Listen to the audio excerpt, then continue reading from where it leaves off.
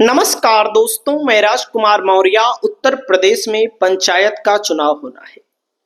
पंचायत के चुनाव को लेकर सभी दावेदार मैदान में उतर चुके हैं। इस समय प्रचार प्रसार का अभियान चल रहा है। लोगों को उम्मीद है कि अप्रैल और मई के महीने में पंचायत का चुनाव हो जाएगा।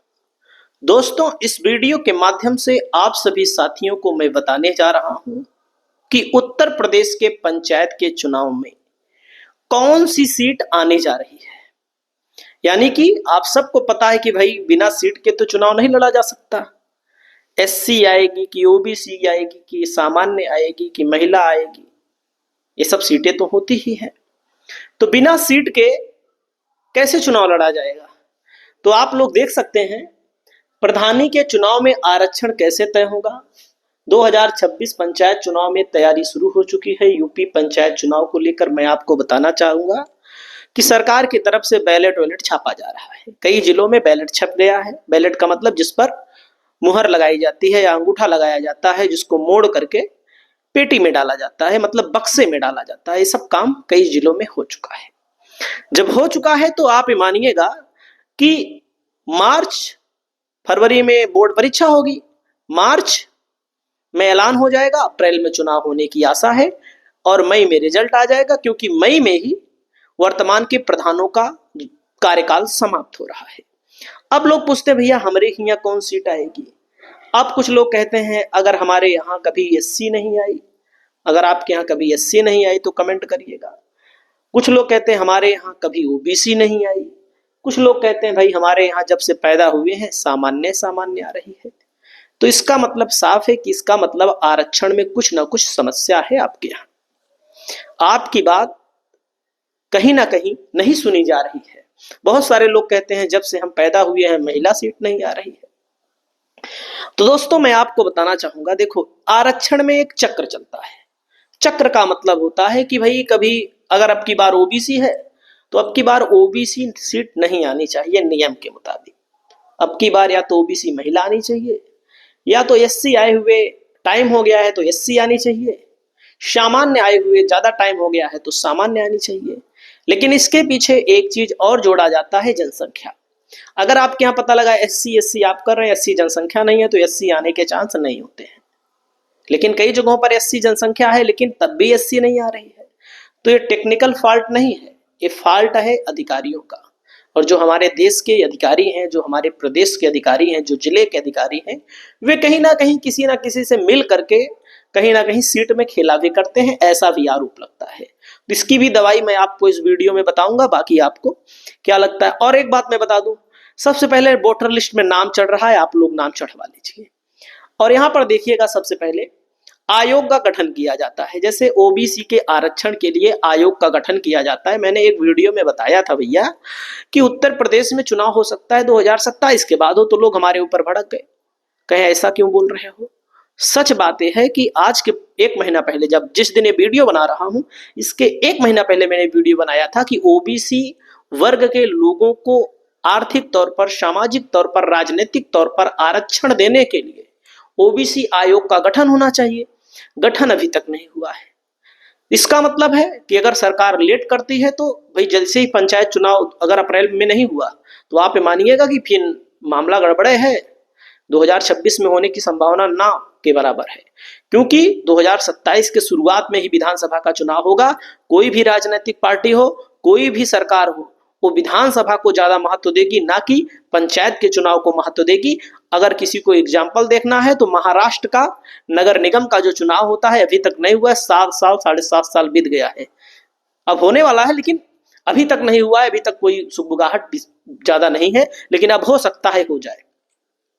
जैसे ओबीसी आयोग का गठन किया जाता है, इसी ओबीसी के आयोग के आधार पर ओबीसी के वर्ग के लोगों को आरक्षण मिलता है। अब जब आरक्षण मिलता है तो जनगणना और आधार वर्ष दो चीजें बहुत मायने होती हैं। जनगणना में अगर आपके यहाँ आबादी आपकी है तो आपका आरक्षण होना चाहिए। देख सकते हैं 2011 की जनगणना के आंकड़ों के आधार पर आरक्षण का वितरण होगा। ओबीसी के लिए 2015 के रैपिड सर्वे को लिया जाएगा। और रैपिड सर्वे में दोस्तों ओबीसी की आबादी 53.33% है, तो ओबीसी को 27% आरक्षण मिलना चाहिए और मिलेगा भी। नियम के मुताबिक, और एससी के लिए दोस्तों 21% है, तो एससी के लिए लगभग 21% आरक्षण मिलने की संभावना होती है। और महिलाओं के लिए 33%। अगर वो आपके पूरे ब्लॉक में 33 सीटें हैं, 100 सीटें हैं, तो 33 सीट, 100 प्रधान है अगर मान लीजिए, तो 33 सीट महिलाओं के लिए आरक्षित होगी। वो चाहे सामान्य महिला हो, चाहे एससी महिला हो, चाहे ओबीसी महिला हो, सबके लिए होगी। दोस्तों मैं आपको बताना चाहूंगा, चक्रानुक्रम प्रणाली चलती है। चक्रानुक्रम प्रणाली का मतलब हर बार आरक्षण बदलता रहता है। हर बार आरक्षण बदलने का मतलब है, मान लीजिए इस समय हमारे गांव में, मैं अपने गांव का हाल पहले बताऊंगा, आप अपने गांव का पहले देखिएगा, दूसरे गांव का मत देखिएगा। हमारे गांव में ओबीसी है, ओबीसी के पहले हमारे ही गांव में ओबीसी के पहले सामान्य थी, और सामान्य के पहले सामान्य महिला थी। हम अपने गांव की बात कर रहे हैं। उसके पहले एससी थी।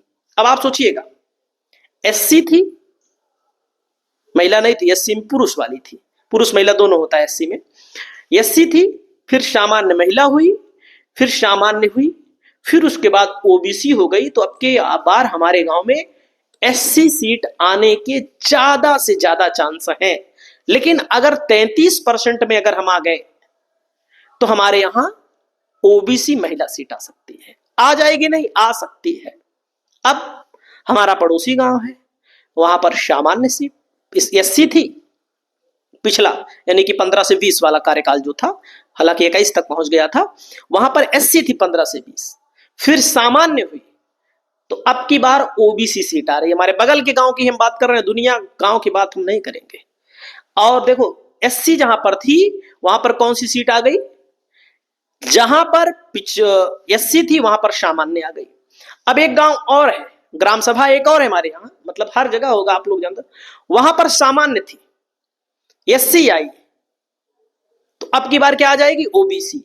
यानी कि जो सीट है वह सीट किसी भी कीमत पर नहीं आनी चाहिए। अगर आ रही है तो इसका मतलब कुछ ना कुछ घोटाला है। और मैं आपको बता दूं, आरक्षण की प्रक्रिया का काम सितंबर अक्टूबर में हो जाना चाहिए था, लेकिन अक्टूबर बीतने वाला है, नवंबर आने वाला है। आरक्षण से संबंधित नवंबर महीने में या दिसंबर महीने तक काम हो जाएगा। 15 जनवरी तक वो जमा हो जाएगा, क्या नाम है, वो जमा हो जाएगा, वोटर लिस्ट, नई वोटर लिस्ट आ जाएगी, नई वोटर लिस्ट आ जाएगी। और मैं आपको बताना चाहूंगा, मतदाता सूची पर काम अभी चल रहा है। और यहाँ पर फिर देख लीजिए, ओबीसी के लिए 27%, 33%, इस 27 में 33% आरक्षण महिला के लिए होगा। एससी में 20-21%, 33% महिला के लिए होगा। एसटी में 56, मतलब कि 0.56, 33% इसमें महिला होगा। लेकिन एसटी आपके उत्तर प्रदेश में नहीं है, मतलब कि सोनभद्र में थोड़ा बहुत है।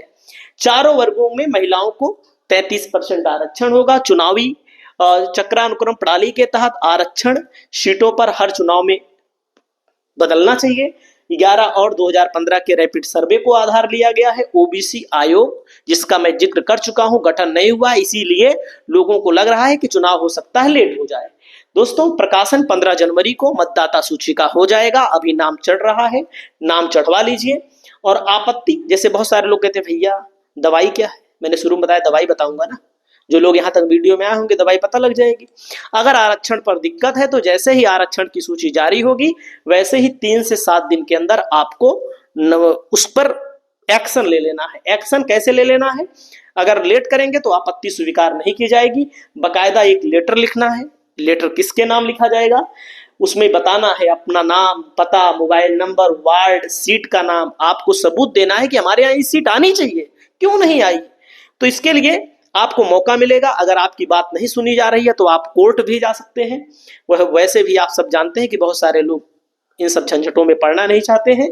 देखो भाई, सिस्टम से लड़ना है तो झंझट से पाला पड़ना लेना पड़ेगा। ब्लॉक डेवलपमेंट ऑफिसर, जिला पंचायत राज विभाग, डीपीआरओ निर्वाचन के पास अपना कागज जमा करें, और कागज जमा करने के बाद आपको बुलाया जाएगा, आपकी सुनवाई होगी और आपको आरक्षण का लाभ मिलेगा।